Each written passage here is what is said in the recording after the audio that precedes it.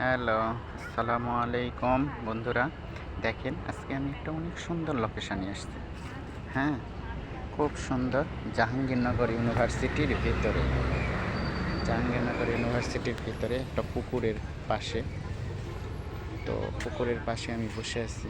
এত সুন্দর ভিউ যে আসলে বলে বোঝানো যাবে না। জাহাঙ্গীরনগর আসলে না প্রাকৃতিক সৌন্দর্য এরকম উপভোগ করা যায়।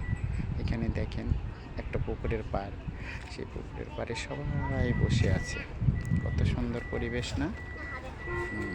এবং এই পাশ দিয়ে রাস্তা। হ্যাঁ, রাস্তার পাশে এরকম একটা ভিউ, পুকুরের পাড়।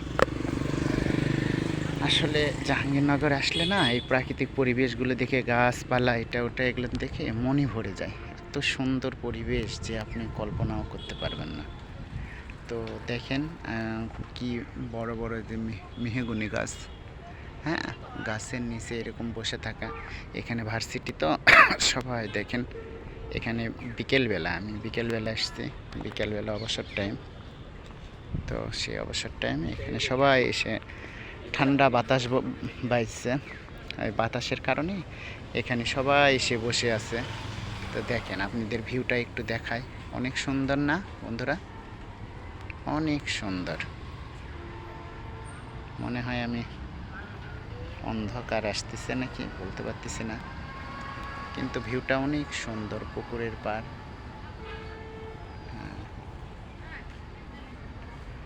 সময় করে যদি প্রাকৃতিক পরিবেশের ভিতরে ঘুরতে চান কিংবা বেড়াতে চান, তাহলে সময় করে জাহাঙ্গীরনগর ইউনিভার্সিটিতে এসে ঘুরে যান। আমি মাঝে মাঝেই আসি, কাজেও আসি, আবার এমনি ঘুরতেও আসি। তো সেই ক্ষেত্রে আমি অনেক উপভোগ করি জাহাঙ্গীরনগর ভার্সিটি।